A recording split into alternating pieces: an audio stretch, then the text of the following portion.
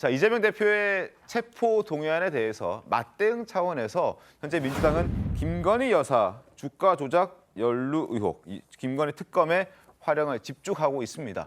도이치모터스 주가 조작 사건의 1심 판결문을 두고 여야가 전혀 다른 해석을 내놓고 있는데 여야의 목소리부터 확인하겠습니다. 주가 조작은 2년이 넘는 긴 기간 동안 이루어졌지만 김건희 여사는 2010년 11월 3일, 4일, 9일에 매수한 사실만 범죄 일람표에 등장합니다. 이는 피고인들과 매매 유형이 완전히 다른 것이고 김 여사가 주가 조작에 가담하지 않았다는 사실을 오히려 증명하는 것입니다. 일반적인 주식 투자자들은 단 한 종목을 5일간 매도, 3일간 매수 방식으로 48차례나 통정 거래하지는 않습니다. 오히려 이런 방식의 거래를 두고 짜고 치는 고스톱이라고 합니다.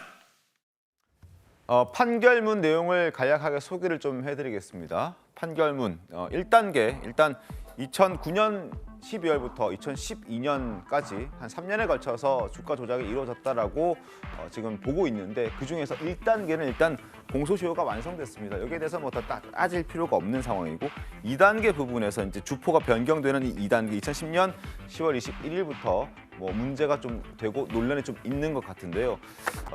작전 세력이 김건희 여사 계좌 3개를 사용한 것으로 지금 판결문에 나와 있습니다. 주가 조작 이용 사실이라기보다는 이걸 주도적으로 했느냐 안 했느냐가 아마 이 죄가 있냐 없느냐를 물어보는데 아마 관건이 될 것 같은데 일단 판결문의 내용을 그 근거로 말씀을 드리면 김건희 여사 계좌 부정거래 이용 내역이 있습니다. 통정, 가장, 매매 48건, 그리고 종가 관여 1건 이렇게 해서 모두 49건이 인정이 됐다. 이런 내용이 판결문에 실려 있습니다. 이 판결문에 대해서 대통령실도 직접 입장을 냈습니다. 그리고 민주당의 주장을 조목조목 반박하고 나섰는데 한국일보 통해서 말씀을 드리겠습니다. 일단 큰 틀에서는 김건희 여사 주가 조작의 이 민주당 주장은 판결문을 자의적으로 해석한 가짜 뉴스다라고 얘기를 하고 있습니다. 자, 내용을 좀 더 자세히 들여다보죠. 앞서 말씀드렸던 48번 등장한다는 그 계좌에 대한 내용이 범죄 열람표에 일단 나와 있는데 이걸 보고 대통령실에서는 48회 모두 권 전 대표, 권오수 전 대표 등이 주변의 매수를 권유해 거래했다는 의미의 권오수 매수 유도군으로 분류돼 있어서 이건 자기가 직접 한 게 아니라 그냥 이렇게 연락하면서 유도군에 포함이 됐던 거지 김건희 여사가 주도적으로 했던 건 아니다라는 취지로 해석을 했습니다. 그리고 일부 언론은 2차 주가 조작 기간에 48회나 거래했다고 부풀렸지만 매매 내역을 실제로 보면 단 5일간 매도하고 3일간 매수한 것이 전부라면서 판결문상 주가 조작 기간은 2년이 넘는데 2010년 11월 3일, 11월 4일, 11월 9일 여기에 매수한 것 외에 김 여사가 범죄 열람표에 등장하지 않는 것은 오히려 무고함을 밝혀주는 중요한 자료라고 대통령실은 이야기를 하고 있습니다. 그리고 하나 더, 대통령실이 이런 얘기도 했습니다. 김건희 여사에 대해서 수사팀 전원이 혐의 없음 의견이었으나 친문으로 분류되는 검찰 간부가 처리를 막았다는 사실이 언론을 통해 알려지기도 했다. 2년 전 언론 보도까지 대통령실에서는 언급했습니다. 해당 언론 보도를 오늘 저희가 찾아서 말씀을 좀 드릴게요.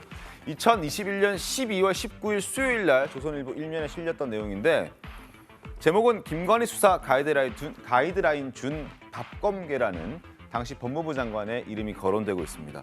당시 박범계 법무부 장관은 이렇게 얘기했습니다. 전주로서 김건희 여사가 참여했으니까 이건 공범의 여지가 있다. 그래서 지금 무혐의가 아니라 국민 의혹에 합당한 결론을 내야 한다. 결국 유죄 취지의 의견을 내야 한다. 검찰이 이렇게 가이드라인을 줬다라고 조선일보는 비판했었습니다. 본문 좀 보시죠. 서울중앙지검이 지난해 4월이니까 2021년 기준으로 2020년 4월에 최강욱 열린민주당 대표 고발로 김건희 여사의 주가 조작 수사를 시작했는데 1년 8개월째 끌어오다가 최근이라 하면 2021년 12월 3일을 얘기하는 겁니다. 권오스 도이치모터스 회장과 공범들을 기소했는데 이때 김건희 여사는 빠졌습니다. 하지만 김 씨의 주가 조작 관여를 뒷받침하는 진술이나 자료를 검찰이 확보하지 못한 것으로 전해지고 있고 김 씨 측도 당시에 증권 계좌와 거래를 맡겼다가 손해를 보고 수개월 뒤에 회수했을 뿐 주가 조작에 관여하지 않았다는 입장을 그때나 지금이나 똑같이 얘기를 하고 있습니다. 그래서 검찰 내부에서는 무혐의 처분이 불가피한 상황이라는 말이 나왔고 이걸 받아들이지 못한 이정수 서울중앙지검장이 처리를 미루고 있다고 한다. 그리고 이 지검장의 이러한 판단은 박범계 장관과도 무관치는 않았을 것이다. 라는 얘기가 그때 당시에도 나왔었던 겁니다. 결국 1년 8개월, 2년 가까이 조사를 했지만 기소하지 못했고 혐의를 찾지 못했습니다. 그런데 지금 와서 특검하자는 민주당의 의견을 우리가 어떻게 받아들여야 될지 한번 의견을 좀 부탁드립니다. 아니 그러니까 과거 기사를 찾아보면요. 지금 1년 8개월 뭐 이렇게 수사를 했다고는 하지만 네. 그 2019년 4월에 그 최강욱 열린민주당 대표 등이 고발한 이후에 사실 일정 기간은 수사에 본격 착수하지는 않았어요. 그리고 나서 몇 개월 뒤에 본격적으로 착수를 했거든요. 그러니까 1년 이상 본격적인 수사를 한 겁니다. 네. 그 중간에 심지어는 금융 전문 검사 뭐 이런 사람들을 보관까지 했어요. 네. 그래서 총력을 다해서 찾았는데 소환 한 번 못했단 말이죠. 그러면 뭐 둘 중에 하나예요.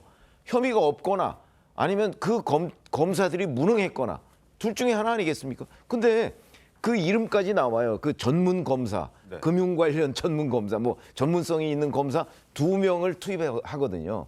그리고 그 사람들은 검찰에서 금융 관련한 뭐 범죄 수사에 탁월한 능력을 발휘했다고 해서 그 수사팀에 합류를 시켰을 텐데 그 사람이 가서도 김건희 여사를 소환을 못했다. 그게 바로 이정수 서울중앙지검장 수사팀입니다.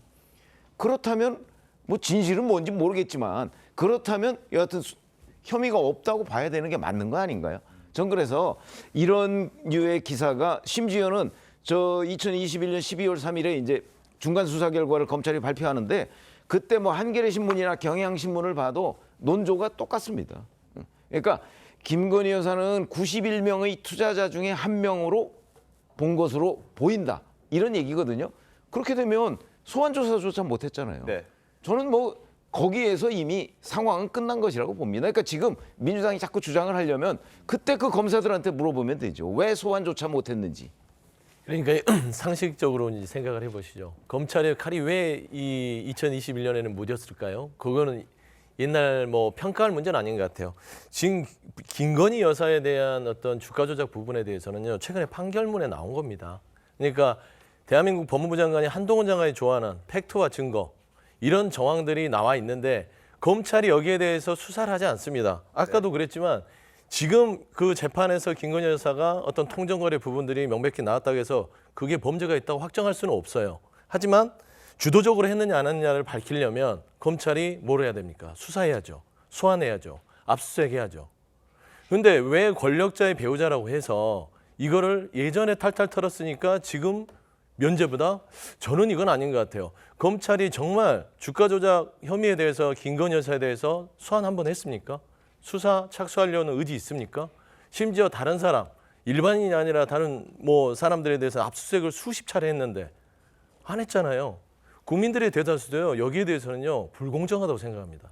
그렇기 때문에 특히나 최고 권력자의 배우자인 김건희 여사가 이 주가 조작 연루 부분에 있어서 그냥 벗어나게 된다면 결국에는 윤석열 정부 또한 불공정 이미지에서 벗어날 수 없습니다. 그런 의미에서 김건희 여사가 떳떳하다면 검찰 수사에 나서고 대통령실은 변론만 할 게 아니라 그래 김건희 여사 특검 받고 한번 밝혀보자 이렇게 하는 게 맞지 않을까 생각합니다. 민주당이 자꾸 판결문 가지고 얘기하는데요. 김건희 여사의 계좌가 3개가 사용됐는데 그중에 이미 2개는 투자자문사에 의해서 차명으로 거래됐다는 게 나왔습니다. 그리고 민주당이 문제 삼는 1개의 계좌가 김건희 여사가 문자 메시지를 보냈고 매도를 해달라. 그걸 문제 삼는데요. 그 당시의 상황을 보면은 손모 씨라고 하는 그분이 무려 450여 회 매매했는데 그분도 통정 매매로 인정을 받고 무죄를 받았단 말이에요. 그러면은 일반인들도 예를 들어서 어떤 특정 주식 A 주식에 그 주식이 작전주다. 근데 일반인 매매를 했다. 근데 그 매매한 내역이 그러면 모두가 다 작전 세력이고 공범입니까? 그건 아니지 않습니까? 그래서 통정매매라는 게 있는 거고, 특히 김건희 여사의 매매 내역을 제가 살펴보니까 당시에 매매 양이 8만 주예요. 근데 그날 거래된 양이 총 55만 주예요. 55만 주에 8만 주는 15% 되지 않습니다. 그리고 주가 조작에 자꾸 정범이라 그러고 공범이라 그러는데 거래 금액도 2억 6천밖에 안 돼요. 그래서 그 당시에 주가 양도 거래했을 때 가격이 3,400원대인데 실제 아까 그래프에서 봤던 것처럼 가장 많이 올랐던 가격은 7,000원까지 갔습니다. 그런 가운데 매매를 하는 게 통정매매냐 아니냐의 문제지 그게 공범이다 그리고 주가 조작의 주범이다 이거는 서로 다르게 봐야 된다는 게 논리고 그래서 주가 조작에 가담한 공범이 아니라는 거죠. 알겠습니다. 박선미 사원님. 근데 저는 김건희 여사 관련해서 의혹을 해소할 필요성은 이제 좀 더 대두가 됐다라고 생각을 합니다. 왜냐하면 사실 쟁점 중에 하나가 이제 공소시효를 어떻게 볼 거냐. 사실은 수사를 해도 공소시효가 만료돼 있는 사안일 수도 있는 거 아니냐라는 점에서 수사가 미진했던 의혹도 있었어요. 그러니까 그런 점에서 이번에 법원에서 포괄일죄를 적용을 하면서 김건희 여사가 연루되었다고 의심을 받고 있는 그 2차 시기에 계좌가 쓰였다라는 점을 확인 한번 할 수 있었고 그리고 그 부분에 대해서도 공소시효가 남아있음을 확인했기 때문에 네? 뭐 공소시효나 이런 기타 사안들을 이유로 더 미룰 수는 없을 것 같다라는 생각이고요.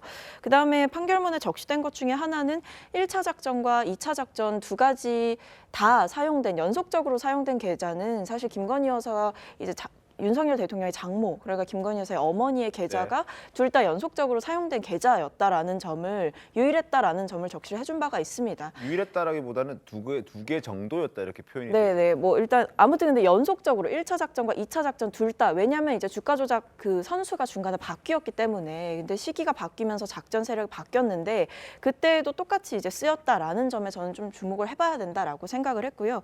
결국의 핵심은 지금 이야기하고 있는 건 사실 팽팽하게 부딪히고 있는 겁니다. 알고도 가담했느냐 아니면 모른 채로 이용당한 것이냐라는 사이에 있는 것인데 그렇다고 한다면 지금까지 그것을 판단하기 위한 조사가 미진했다라는 비판이 있고 이렇게 판결문에서 뭐 권오수 회장에 대해서도 그렇고 주가 조작에 대해서도 판단이 있었던 만큼 보완 수사는 반드시 필요해 보인다라는 입장입니다. 알겠습니다. 자, 이런 상황에서 정청래 의원이 김건희 여사가 영부인 자리를 내려놓고 수사를 받아야 한다는 목소리까지 내놓고 있는 상황입니다. 정청래 의원의 목소리 들어보겠습니다. 국회 앞에 예. 아주 기가 막힌 프랭카드가 걸렸더라고요. 뭐 민주당 프랭카드입니까? 국민의힘 프랭카드. 국민의힘. 이재명은 당대표직 내려놓고 제대로 수사받아라. 예. 그래서 요거를 예. 보면서 김건희는 예. 대통령 영부인직 내려놓고 제대로 수사받아라. 요렇게 제가 지금 생각하면서 왔는데 영부인은 아무런 뭐 그 관련해서 면책특권이나 불체포 특권도 없어요. 김건희 여사는 지난 대선 때 기억나세요? 검찰에서 소환했잖아요. 소환에 응하지 않고 제대로 수사를 지금 안 받고 있어요. 김건희는 대통령 영부인직 내려놓고 예. 제대로 수사받아라. 네, 오늘의 말말말이었습니다. 예.